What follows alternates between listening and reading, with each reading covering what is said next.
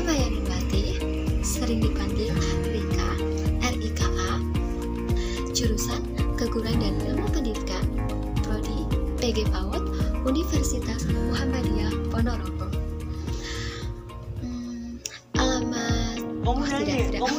Alamatnya privasi. Oke, di sini saya akan sedikit cerita mengapa saya mengambil jurusan Prodi PG PAUD. Karena yang pertama, saya itu suka anak kecil. Yang kedua, itu kesempatan peluang kerjanya itu banyak. Yang ketiga, saya itu bisa mengetahui atau mempelajari tentang psikologi anak. Dan yang keempat, itu karena dibekali berbagai disiplin ilmu. Dan yang kelima, tentunya untuk bekal anak saya sendiri. Oke, langsung saja di sini saya akan menjelaskan tentang pengertian anak berbakat.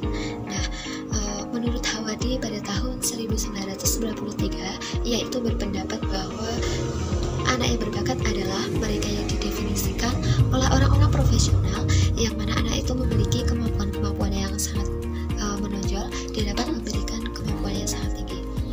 Dan mereka juga membutuhkan program pendidikan yang berdiferensiasi dan atau pelayanan di luar jangkauan sekolah yang biasa dapat merealisasikan sumbangannya itu terhadap baik diri sendiri maupun terhadap masyarakat. Sedangkan menurut Melty H. Idris pada tahun 2014, ia berpendapat bahwa anak yang berbakat ialah mereka yang memiliki kemampuan-kemampuan unggul maupun memberikan prestasi atau memiliki kecerdasan yang tinggi, sedang keterbakatan itu harus ditinjau dari multidimensional. Selanjutnya yaitu anak berbakat itu dibagi menjadi beberapa golongan sih. Nah, anak berbakat itu dibagi menjadi 3 golongan, yaitu yang pertama itu anak genius, yang kedua itu anak gifted atau talent, dan yang ketiga yaitu anak superior.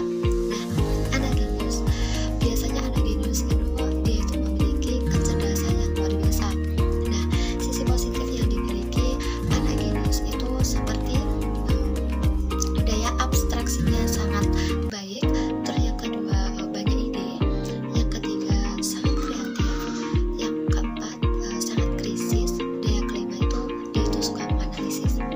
Nah, sisi negatifnya anak genius itu yang pertama, dia itu seperti mementingkan diri sendiri, jadi dia itu anaknya egois. Dan yang kedua, tidak mudah bergaul. Dan yang ketiga, yaitu dia itu suka menyendiri. Dan yang keempat, tentunya dia itu tidak mudah menerima pendapat orang lain. Nah, begitu. Yang kedua yaitu anak gifted atau yang disebut dengan talent. Dia itu lebih ke bakatnya yang menonjol. Dia itu memiliki IQ-nya yang tinggi, begitu. Maksudnya bakatnya yang menonjol yaitu dia itu lebih ke ahli dalam bidang bakat seni seperti musik, drama, terus ahli dalam bidang masyarakat.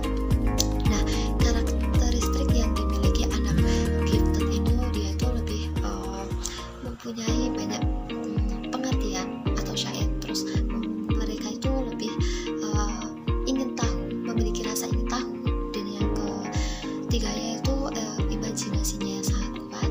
Dan yang keempat senang membaca. Dan yang kelima tentunya dia itu senang akan refleksi. Oke, yang ketiga yaitu anak superior. Anak superior ini dia itu lebih prestasi belajarnya itu cukup tinggi. Nah, karakteristik yang menonjol dari anak superior ini sendiri yaitu yang pertama, membaca itu lebih awal. Yang kedua, dia itu mengerjakan pekerjaan sekolah itu dengan mudah. Terus dan yang ketiga, dapat perhatian dari teman-temannya. Ciri-ciri anak berbakat. Nah, yang pertama yaitu memiliki kemampuan yang tinggi dalam berpikir logis dan krisis. Yang kedua itu lancar berbahasa. Yang ketiga yaitu memiliki rasa ingin tahu besar terhadap ilmu pengetahuan. Yang keempat yaitu ulet menghadapi kesulitan, yang dimana anak itu tidak mudah putus asa. Yang kelima itu cermat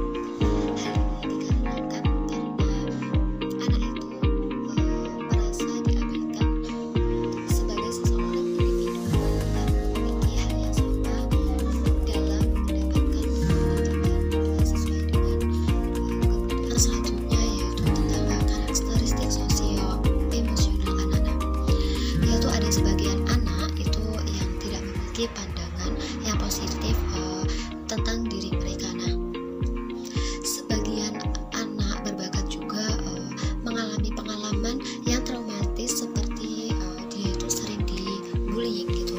Nah, individu berbakat ini memiliki kecenderungan untuk menjauh dari kelompok usia mereka gitu. Nah, anak berbakat itu sering bersikap terlalu peka terhadap perasaan diri sendiri maupun terhadap perasaan orang lain, memiliki kepedulian yang tinggi mengenai hubungan interpersonal, penyataan diri, dan isu moral. Nah, secara singkat, sebagai anak berbakat itu memiliki kesadaran diri, kemampuan sosial, dan tanggung jawab moral yang baik secara positif gitu. Oke, dalam presentasi terakhir ini saya akan membahas tentang faktor anak berbakat. Nah, faktor anak berbakat itu mempunyai 3 faktor, yaitu yang pertama faktor genetik, yang kedua faktor biologis, dan yang ketiga yaitu faktor lingkungan. Nah, yang pertama yaitu faktor genetik, yang dimana dari segi faktor genetik ini para ahli itu menyatakan bahwa ikat janji dan kemampuan yang berkualitas adalah diturunkan, dan hal ini kurang diterima oleh masyarakat yang memandang bahwa semua orang itu terlahir sama. Oke, yang kedua yaitu dari segi faktor biologis. Nah, faktor biologis yang tidak bisa bersifat genetik dan sangat berpengaruh pada intelijensi adalah faktor diriologi. Studi dari Sterman terhadap orang-orang yang memiliki IQ-nya tinggi menunjukkan keunggulan tinggi seperti tinggi berat badan, daya tarik, dan kesehatan dibandingkan dengan mereka yang intelijensinya lebih rendah. Nah, yang terakhir yaitu faktor lingkungan. Stimulasi, kesempatan, harapan, tuntutan, dan imbalan akan berpengaruh pada proses belajar seseorang anak. Penelitian tentang individu-individu berbakat yang sukses